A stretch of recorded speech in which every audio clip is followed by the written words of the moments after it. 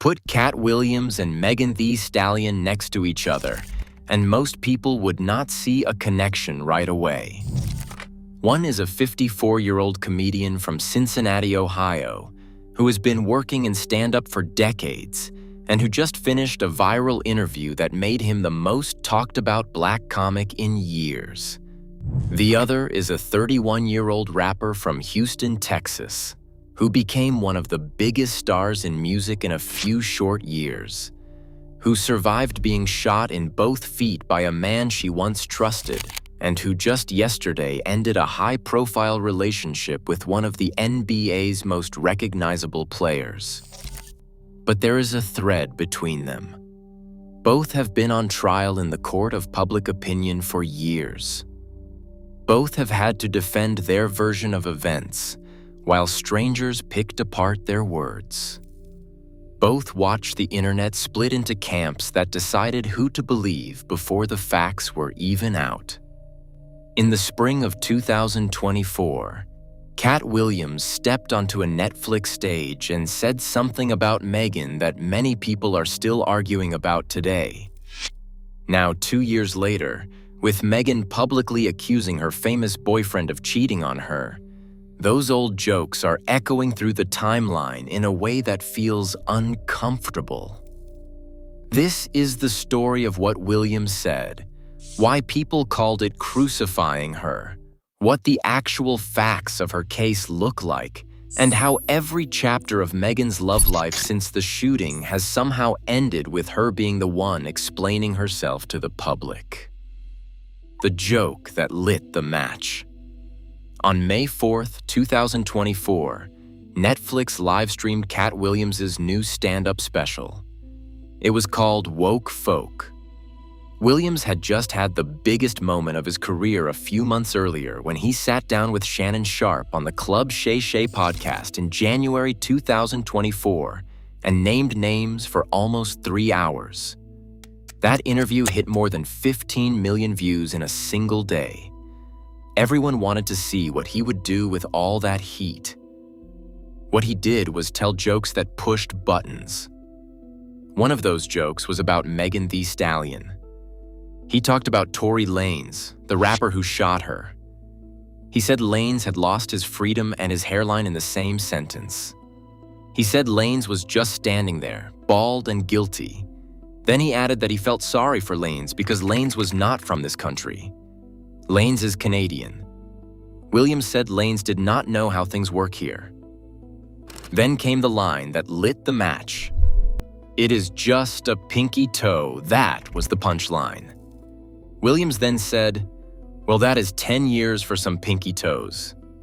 The audience laughed. The clip went online. The reaction split into two angry halves almost instantly. One side thought it was funny.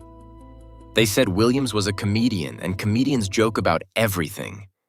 They pointed out that Lanez really did get 10 years and the bullets really did hit her foot. The other side was furious. They said this was a man making a joke about a woman being shot. They said calling it just a pinky toe was a way of telling the world she was making a big deal out of a small wound. They said the whole point was that she had been brushed off, doubted, and laughed at since the night she was shot, and Williams was just adding to the pile. But to understand why Williams said what he said, you have to go back 4 months earlier to the chair where his comeback actually started. The earlier version he said with a straight face. In January 2024, before the Netflix special, Williams sat with Shannon Sharpe on Club Shay Shay and was asked about Megan. He was not joking that time. He gave a serious answer. And that answer is what made some people say he had been crucifying her even before the pinky toe line ever happened. Williams told Sharpe that the truth had to be told. He said either Megan was lying or Tory Lanez was lying, and somebody had to own up. Then he said something that landed like a punch. He said, "If you do not want to say Kelsey shot her, then you shot her." He was talking about Kelsey Harris, Megan's former best friend who was in the car the night of the shooting. The Lanes camp had spent years trying to push the story that Kelsey was the real shooter, not Lanes. Williams was telling Lanes to stop dancing around it, pick a story. But here's the part that hurt Megan's supporters. Williams treated it like a real question. He acted like there was still a chance Megan was lying. He acted like the truth had not already been settled in a courtroom. By that point, the truth had been settled. A jury of 12 had already decided what happened. They decided in December 2022. The judge had already given the sentence in August 2023. Williams was bringing a who really did it energy to a case that already had a verdict. For Megan, that was not just a hot take. That was somebody famous with millions of fans, treating her shooting like an open question almost 2 years after the legal system had closed it. The chorus is the part that makes this story bigger than one comedian and one rapper. What the court actually said happened. It helps to slow down here and lay out what the legal record says, in plain words, so the rest of the story makes sense.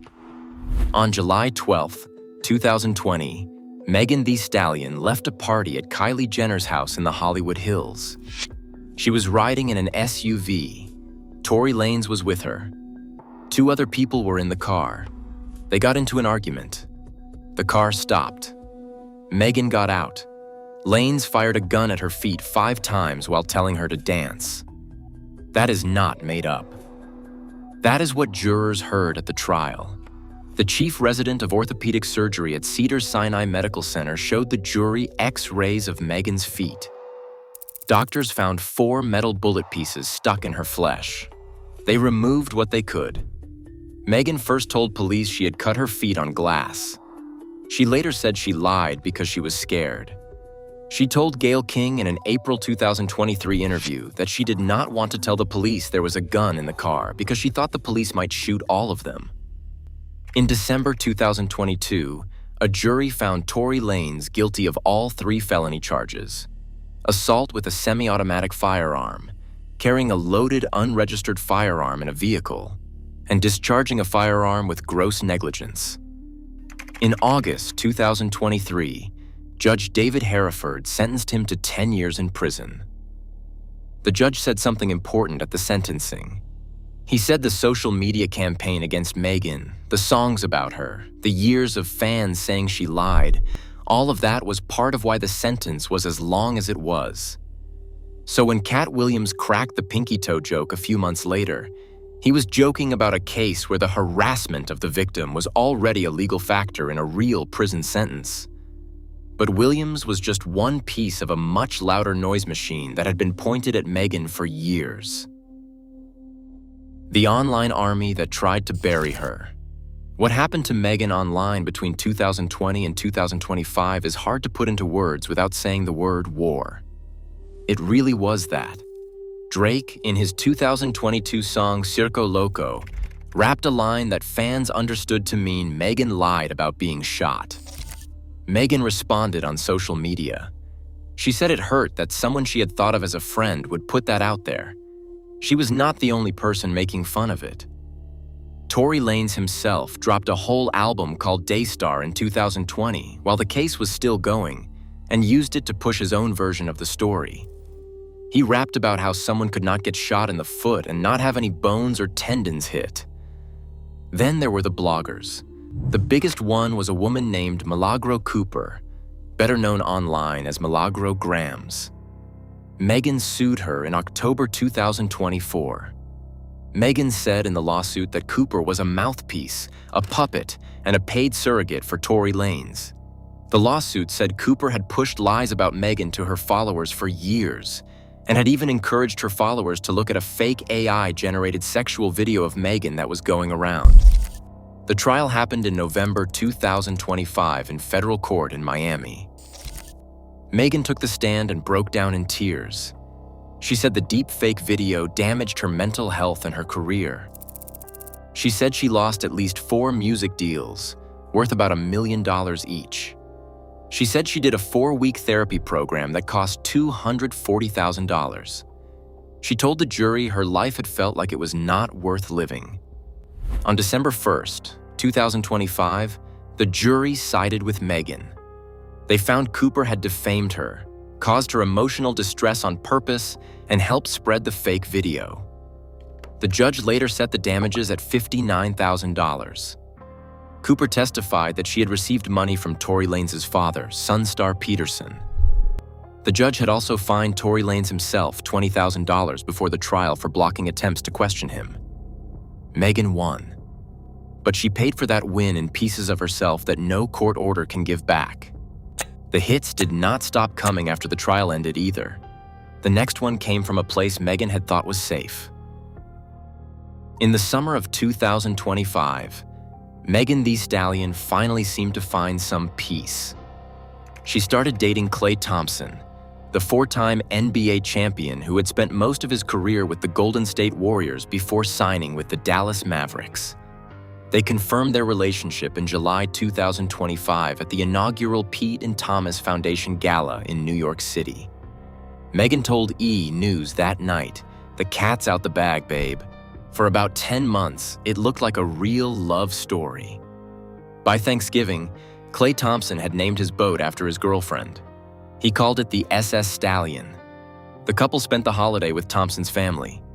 In February 2026, while Megan was in Milan during the Olympic Games congratulating Team USA athletes Hillary Knight and Brittany Bowe on their engagement, she said on camera that she was manifesting her own engagement too.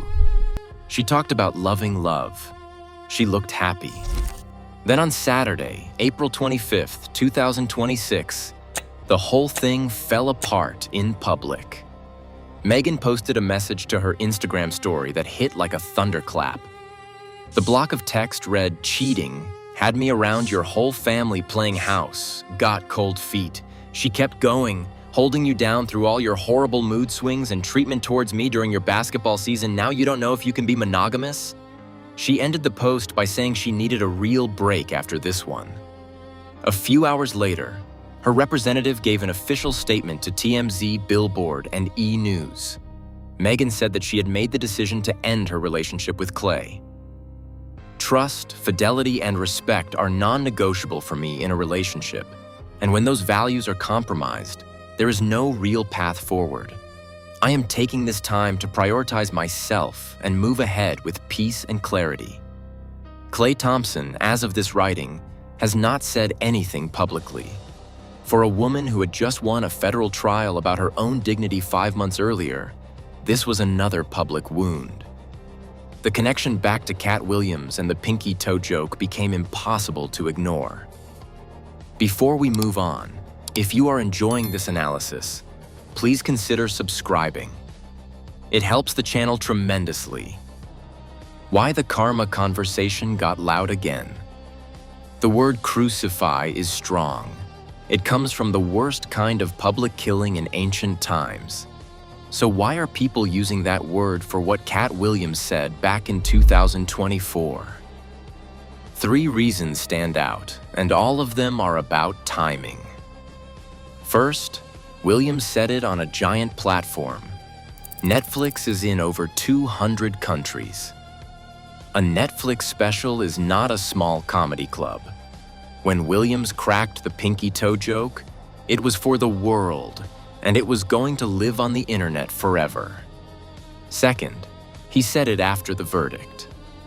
If a comedian had made that joke in 2021, when the case was still being debated, it would have landed differently. By May 2024, Lanez was already serving his 10 years. The fight was settled, so adding to the pile felt less like a hot take and more like kicking somebody who was already on the ground. Third, Williams himself had built his comeback on the idea that he was different. In the Club Shay Shay interview, he talked about Taraji P. Henson, another black woman in entertainment who had cried on camera about being underpaid in Hollywood, and he begged people to stand by her. He said, "When our people call out for help, we have to understand." People believed him. Then he turned around 4 months later and made a joke about a black woman being shot. Now in April 2026, with Megan once again in the news for being mistreated, the old Williams clips are getting reposted. People are saying the same line over and over. Karma is an expletive.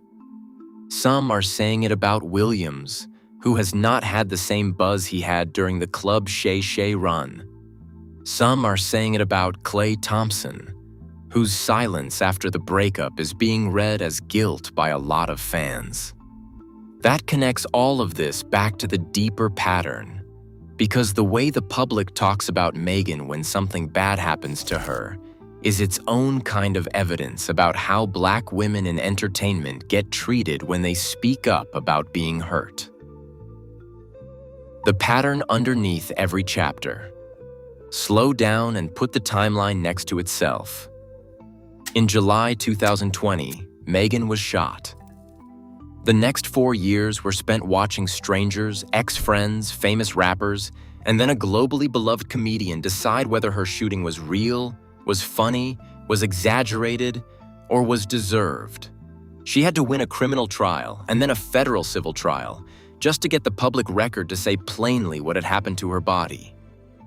In May 2024, Katt Williams told the pinky toe joke, and a stadium of people laughed. In December 2025, a jury awarded her $59,000 because a blogger had helped push a fake porn video of her around the internet. The judge ruled the blogger had run a campaign, not journalism.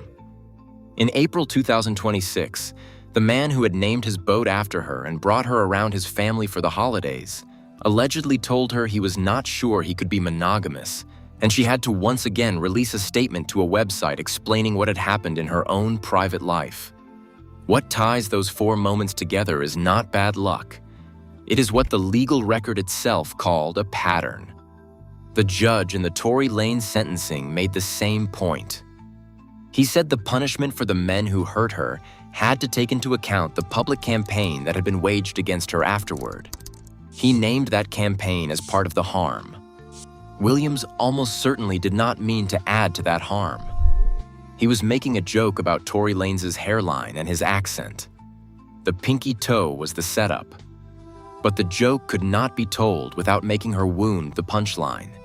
And that is the part the karma conversation keeps circling back to. You can be a man telling a joke about another man and still leave a woman as the bruise. Megan Thee Stallion is alive. That is the most important fact about every chapter of this story. She is healthy, she is performing, she just headlined Coachella in April 2025, and she is once again single by her own choice. That should not be a footnote. But the full picture of the last 6 years of her life is a story the entertainment industry has no easy way to tell. Because telling it clearly means looking at how many famous and powerful people contributed to making her the punchline of jokes about her own assault. Tory Lanez did the shooting, Drake did the rap. Tory Lanez's father paid the blogger. The blogger pushed the fake video. Katt Williams cracked the joke. And now Klay Thompson allegedly broke the trust she had finally let herself rebuild. None of those things happened in the same room. None of those people met up to plan a campaign. But the pattern they made together is the campaign. That is what the judge meant. That is what the federal jury saw. That is what the people typing karma is an expletive under every new headline are pointing at, even when they cannot quite name it. Williams is not the villain of this story. Klay Thompson is not the villain either, since neither of them has been convicted of anything related to her. The villain, if you have to pick one, is the system that lets a Black woman win in court twice and still wake up to discover that the next public man in her life has decided she was not worth being faithful to. Or the system that lets a comedian build a comeback on talking about how Black entertainers get betrayed by their industry, and then 4 months later get laughs by treating the most famous Black woman in music as a setup for a punchline. Karma, in the way the internet uses the word, suggests that what goes around comes around. The frustrating part of Megan's story is that almost nothing ever seems to come back around to the people who hurt her. She wins her cases. She moves on. The next thing happens, and somewhere out there, the clip of Katt Williams saying it's just a pinky toe is still playing on a loop, getting new comments under it every time her name shows up in the news for something painful. That is the part the headlines never quite say out loud. If you enjoyed this video, make sure to subscribe. Thanks for watching, and I'll see you in the next one.